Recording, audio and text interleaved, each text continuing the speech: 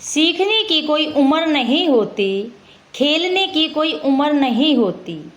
ये सब उसकी चाल है हमें धोखा देने की। ये सब तुम्हारी चाल है मुझे रुलाने की। तो गाइज आज की इस वीडियो में ये दो स्ट्रक्चर हम करने वाले हैं। तो गाइज चलिए वीडियो शुरू करते हैं। तो गाइज हमारा फर्स्ट स्ट्रक्चर है कोई उम्र नहीं होती, और उसके लिए हम इंग्लिश में यूज करते हैं there is no age bar for. There is no age bar for. तो चलिए अब हम इसके एडवांस स्ट्रक्चर को जान लेते हैं कि हम इसके स्ट्रक्चर को कैसे बनाएंगे। तो गाइस सबसे पहले हम लगाएंगे there is no age bar for, फिर हम लगाएंगे वर्ब की फर्स्ट फॉर्म के साथ आईएनजी यानी कि फोर्थ फॉर्म।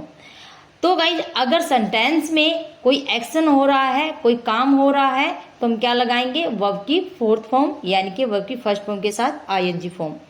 अगर सेंटेंस में कोई एक्शन या फिर कोई काम नहीं हो रहा है तो हम क्या लगाएंगे डायरेक्ट ऑब्जेक्ट लगा देंगे, यानी कि there is no age bar for plus object. Okay, तो चलिए अब हम एग्जाम्पल की मदद से इसको और अच्छे तरीके से समझ लेते हैं। फर्स्ट एग्जाम्पल है सीखने की कोई उम्र नहीं होती। सीखना क्या है, कोई एक्शन है, कोई काम है, तो हम क्या लगाएंगे वर्ब की फोर्थ फॉर्म लगाएंगे। There is no age bar for learning. There is no age bar for learning. खेलने की कोई उम्र नहीं होती। There is no age bar for playing. There is no age bar for playing. सफलता की कोई उम्र नहीं होती। सफलता क्या है, कोई एक्शन नहीं है, कोई काम नहीं है, यानी कि हम क्या लगा देंगे इसमें, यहाँ पर सीधा डायरेक्ट ऑब्जेक्ट लगा देंगे। There is no age bar for success. There is no age bar for success. शादी की कोई उम्र नहीं होती। वैसे तो शादी की उम्र होती है, लेकिन यहाँ पर मतलब एग्जाम्पल के तौर पर हमने यहाँ पर दिया है, तो हम इसको कैसे बनाएंगे। शादी की कोई उम्र नहीं होती। There is no age bar for marriage. There is no age bar for marriage, यानी कि मैरिज क्या है, कोई एक्शन नहीं है, कोई काम नहीं है, तो हमें डायरेक्ट फोर के बाद क्या लगा दिया, ऑब्जेक्ट लगा दिया, यानी कि मैरिज लगा दिया। ओके, नेक्स्ट हमारा स्ट्रक्चर है सब उसकी चाल है। जैसे कि ये सब उसकी चाल है हमें धोखा देने की।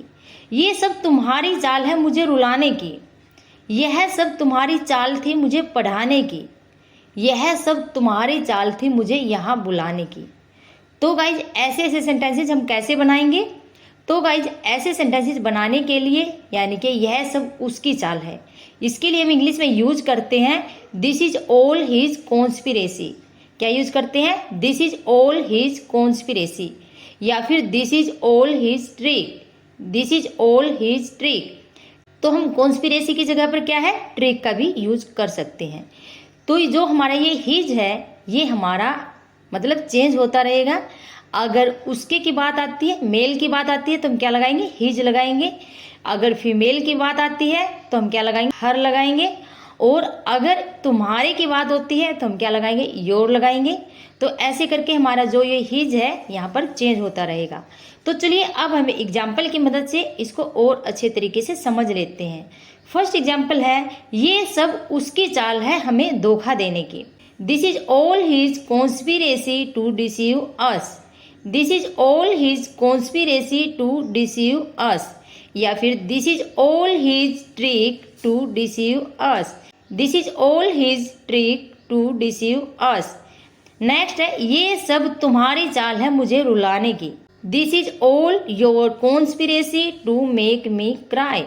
This is all your conspiracy to make me cry, या फिर this is all your trick to make me cry.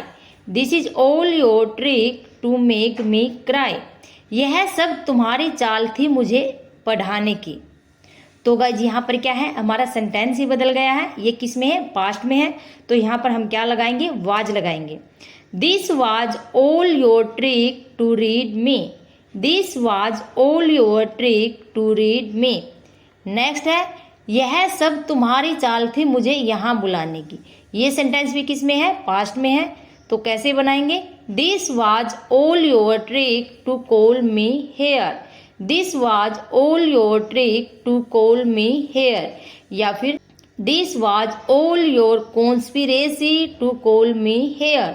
This was all your conspiracy to call me here. तो गाइज ऐसे ऐसे और भी सेंटेंसेज आप बनाने की प्रैक्टिस कीजिए। आई होप आपको ये वीडियो ज़रूर पसंद आई होगी। तो आज की इस वीडियो में इतना ही, कल मिलेंगे किसी नेक्स्ट वीडियो के साथ। तब तक के लिए bye bye, thank you, thanks for watching this video.